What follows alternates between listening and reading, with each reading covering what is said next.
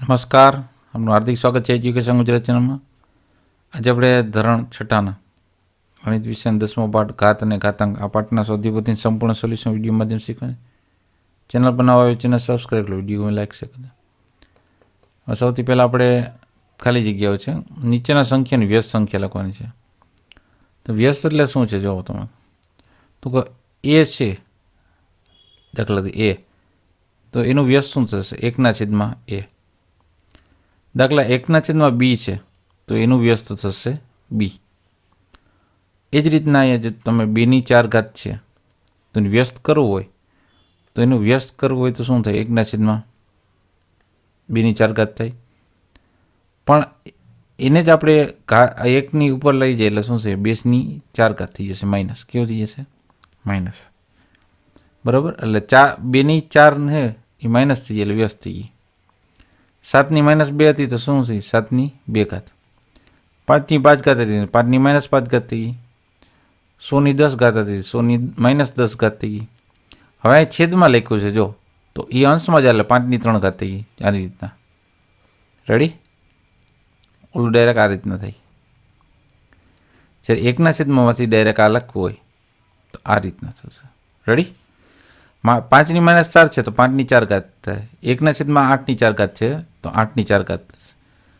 9/-7 છે તો 9/7 થશે.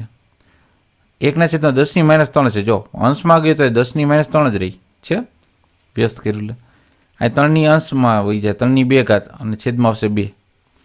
4/-4 છે, 4/4 થઈ જશે. અહીં 1/3/-4 છે, અંશમાં જ હશે, માઇનસનો માઇનસ જ રહેશે, પણ ઉપર 1 નહીં હોય. 3/-4 થઈ જશે.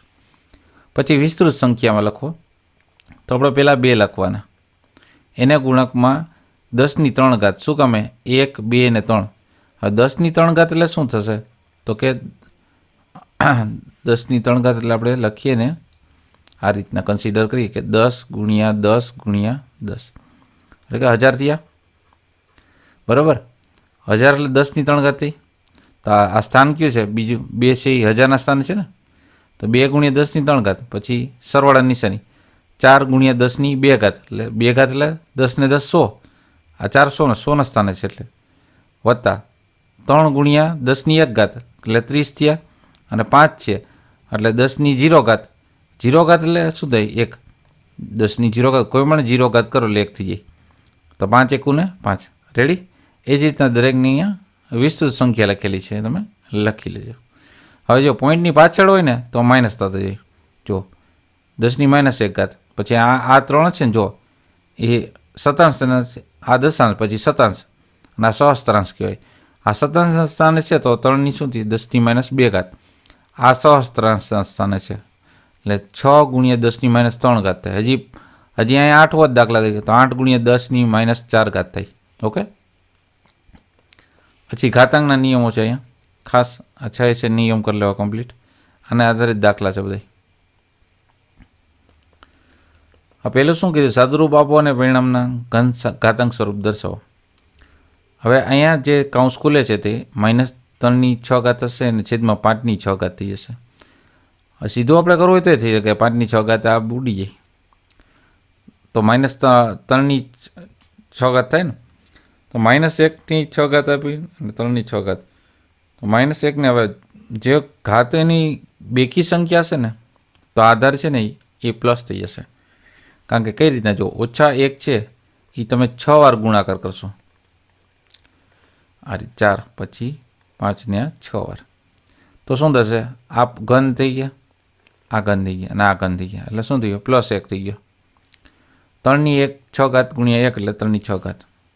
હવે તમે જુઓ બીજા દાખલામાં 8/8 છે. જો તમે આધાર સરખો છે, ભાંગાકાર નિશાની, ઘાતની બાદબાકી એટલે 5 ઓછા કૌંસની અંદર -3 શું કામ લખ્યા? -3 આના છે તો ઓછે વત્તા 5 + 3 એટલે કેટલા થઈ ગયા? 8 થઈ ગઈ.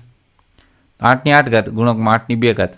હવે આ બે આધાર સરખો, ગુણાકાર નિશાની, ઘાતનો સરવાળો. 8/8 + 2 છે એટલે 8/10 થઈ જશે. એ જ રીતના અહીંયા આપણે કિંમત શોધવાનો દાખલા છે. આ બધા છેદમાં જ આવતી એટલે બધી ઘાતો પ્લસ થઈ ગઈ. બધાને 1-2 ઘાત આપી દીધી. પછી શું કર્યું? તો કે અને વર્ગ 1 નાખ્યા. હવે છેદનો છેદ છે એ ક્યાં આવી ગયો? અંશમાં આવી ગયો, એટલે બધા એક રદ થઈ ગયા. 9 + 16 - 25, 25માંથી 25 કાઢ્યા એટલે 0 જવાબ આવ્યો આપણે. અહીંયા તમે જો બધાની 0 ઘાત છે ઉપર, એટલે એક જવાબ આવી જાય સીધો. અહીંયા જે આપેલી છે એ તમે પેલા કૌંસ ખોલી નાખી એટલે ઘાત આપી દીધી. અહીંયા 1 ને 3 ઘાત થશે ને એ 15 કેમ થઈ? તો 5 3 15 થઈ એટલે. હવે 1/8ની ઘાત માઇનસ ઘાતો તો બધી પ્લસ કરી નાખી. તો કઈ રીતના? આ છેદને અંશમાં જવા દીધી, અહીંયા અંશને છેદમાં જવા દીધો. પછી આધાર સરખો કર્યો, જો આમાં 2 આધાર ઉપર અંશમાં ગયો અને છેદમાં કાંઈ નથી, એક તો હોય. અહીંયા 2ની 2 ઘાત એટલે 4 થઈ ગયો, એની 4 ઘાત. અહીંયા 2નો ઘન એટલે 8 થઈ જશે, એની 3 ઘાત. પછી આ ઘાતની ઘાત એનો ગુણાકાર, તો 4 2 8, તો 2ની 8 ઘાત થશે. અહીંયા 3ની 3 છે એટલે 2ની 3 3 9 ઘાત થશે અહીંયા છે. પછી આધાર સરખો છે, ગુણાકાર નિશાની ઘાતનો સરવાળો થયો.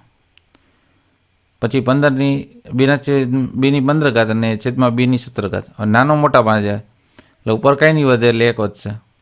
15 - 17 કરવાના, 17માંથી 15 કાઢવાના છે એટલે 1/2નો વર્ગ થશે, એટલે 1/4 જવાબ મળશે. બાકી સાદુરૂપના દાખલા આપ્યા છે, તમે વિડીયો પોઝ કરીને લખી લેજો.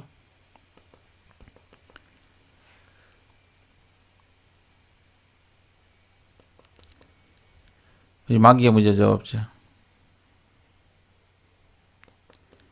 પછી પ્રમાણિક સ્વરૂપમાં ફેરવા છે. પછી સામાન્ય સ્વરૂપમાં.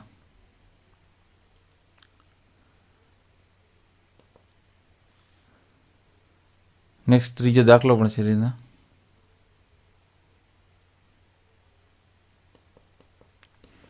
હેતુલક્ષી પ્રશ્નો.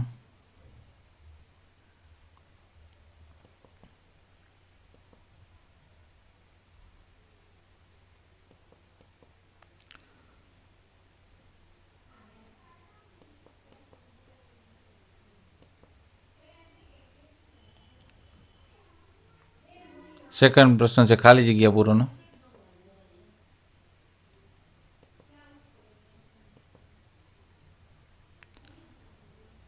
-10 -7 ઘાત છે.